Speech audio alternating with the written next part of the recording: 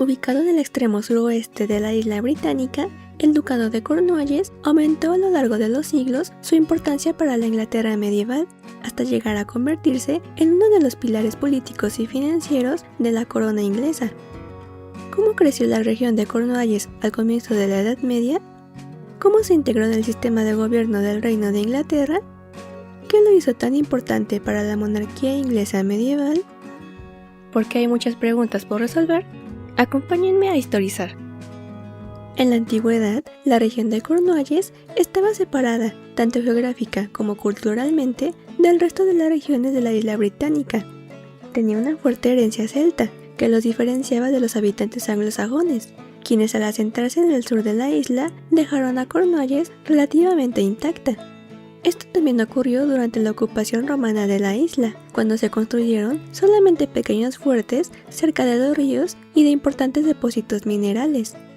Tras la caída del Imperio Romano, la población anglosajona de la isla comenzó a expandirse y a ocupar más numerosos territorios, pero todavía permanecieron alejados de Cornualles, que estaba protegida por barreras naturales como colinas y ríos. Debido a eso y a sus diferencias culturales, la región se consideró durante parte de la Edad Media como una zona relativamente aislada y diferenciada del resto de los territorios ingleses. Solito. Pero el deseo por integrar el territorio al reino comenzó a aumentar cada vez más. En Cornualles existían grandes riquezas naturales, especialmente de minerales como el estaño.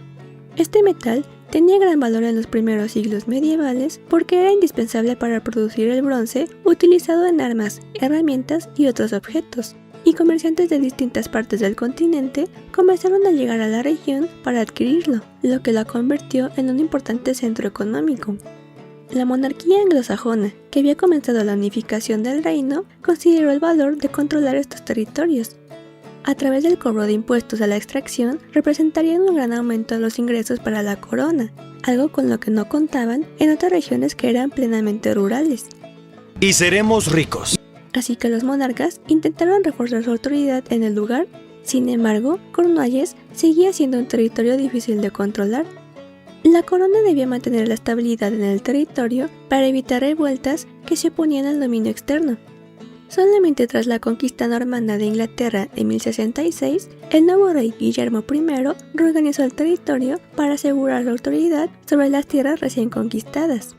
¡Soy yo, su rey! Confiscó extensas tierras y las repartió entre sus aliados más leales.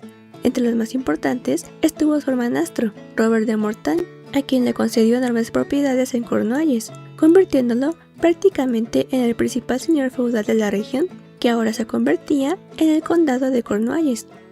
Su autoridad ahí era tan amplia que llegó a gobernar casi como un príncipe semiautónomo, aunque todavía estuviera subordinado a la corona. A partir de entonces se establecieron numerosas propiedades en el condado, como el castillo de Longton. Además de tener una función militar defensiva, también representaba el poder de la nueva aristocracia anglo-normanda. Pero durante los siglos XII y XIII, Inglaterra atravesó una etapa de crisis políticas, con frecuentes conflictos dinásticos, disputas nobiliarias y guerras exteriores. Por eso, garantizar la estabilidad de la sucesión real se volvió una prioridad, y para lograrlo se consideró que era necesario asegurar el poder económico de los herederos y con ellos su poder y prestigio político. Así que en 1337, el rey Eduardo III decidió que el condado de Cornualles fuera abolido y convertido en el ducado de Cornualles, que fue otorgado a su hijo Eduardo de Woodstock, conocido como el Príncipe Negro, y a partir de entonces a todos los futuros herederos varones al trono. Como consecuencia, los ingresos de las tierras, las rentas, minas y propiedades del ducado ahora pasaban directamente al poder del príncipe heredero. ¡Demonios, Doc! ¡Eres realmente un genio! Así, se aseguraba que el príncipe contara con ingresos propios sin depender totalmente del rey, lo que le permitía mantener una pequeña corte, administrar funcionarios, financiar actividades políticas e incluso participar en campañas militares. Gracias a esto, durante la Guerra de los 100 años contra Francia, el príncipe Eduardo pudo financiar las campañas que requerían grandes recursos, lo que al mismo tiempo fortaleció su posesión política tanto al interior como al exterior del reino. ¡Soy casi rico! ¡Puedo alquilar lo que quiera! Pero además de su riqueza minera, Cornualles también poseía un valor estratégico. Sus puertos marítimos le permitían tener conexiones comerciales eficientes con Irlanda, Bretaña y otras regiones atlánticas. Y en tiempos de guerra, el control de la costa era indispensable para defender a Inglaterra de posibles invasiones o ataques. Además, al encontrarse alejado de los centros urbanos de Inglaterra, el contar con un control más fuerte del ducado reforzaba la autoridad real también en otras regiones apartadas de Londres. Sin embargo, aun con todo esto, la región aún mantuvo un sistema legal y administrativo propio. Las instituciones relacionadas con la minería tenían normas propias especiales y tribunales independientes. Esto otorgaba a los mineros de la zona ciertos privilegios que los distinguía de los del resto del reino.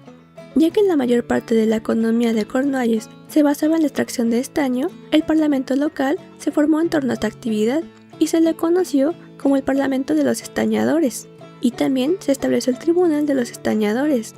Las decisiones del tribunal se remitían al consejo del príncipe y no a los tribunales ordinarios de la corona, lo que le daba gran autonomía en los asuntos internos. ¡Tantos bacalaos! ¡Es el jefe! Y a lo largo del siglo XIV, el ducado continuó aumentando su importancia económica, e incluso durante periodos como el de la peste negra, pudo mantener sin grandes caídas sus ingresos monetarios. Durante la Guerra de las Rosas del siglo XV, cuando dos ramas de la nobleza lucharon por el trono inglés, controlar territorios leales, especialmente uno como Cornualles, que otorgaba gran riqueza y además representaba el poder legítimo de un heredero, podía asegurar la supervivencia de una rama noble en particular. Después, en el siglo XVI, el crecimiento de la monarquía centralizada en Inglaterra favoreció que los monarcas de la dinastía Tudor, más frecuentemente a partir del reinado de Enrique VIII, desearan integrar completamente el ducado al reino. Esto para no solamente aumentar el control fiscal y reducir su autonomía, sino también para imponer las reformas religiosas que se alejaban del tradicionalismo católico de la región. Esto provocó que los habitantes del ducado se levantaran contra los intentos de dominio total de la corona, pero el gobierno inglés respondió a las rebeliones de 1549 con una fuerte y violenta represión, en donde muchos rebeldes fueron ejecutados. En consecuencia, a partir de ese momento, el gobierno intensificó el control sobre la región y aceleró la integración de Cornualles dentro del reino inglés.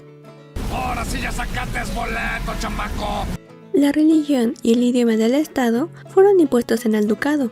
Muchos habitantes se convirtieron en el protestantismo, y los que se aferraron al catolicismo fueron perseguidos, mientras que la lengua córnica comenzó a decaer progresivamente, para ser reemplazada por la lengua inglesa. El condado dejó de ser descrito oficialmente como una de las 4 naciones semiautónomas de la isla, junto con Inglaterra, Escocia y Gales, como había sido considerada durante la Edad Media, y pasó a ser vista solo como un ducado más. A pesar de ello, la importancia de Cornualles para la estabilidad de la monarquía continuó existiendo. Durante la Guerra Civil del siglo XVII, entre los partidarios del rey Carlos I y el Parlamento, Cornualles se convirtió en uno de los principales bastiones realistas. Gran parte de la población del ducado apoyó al monarca, tanto por su lealtad tradicional como porque muchos desconfiaban del creciente poder del Parlamento. Pero el derrocamiento y ejecución de Carlos I terminó fortaleciendo aún más la autoridad del Estado inglés.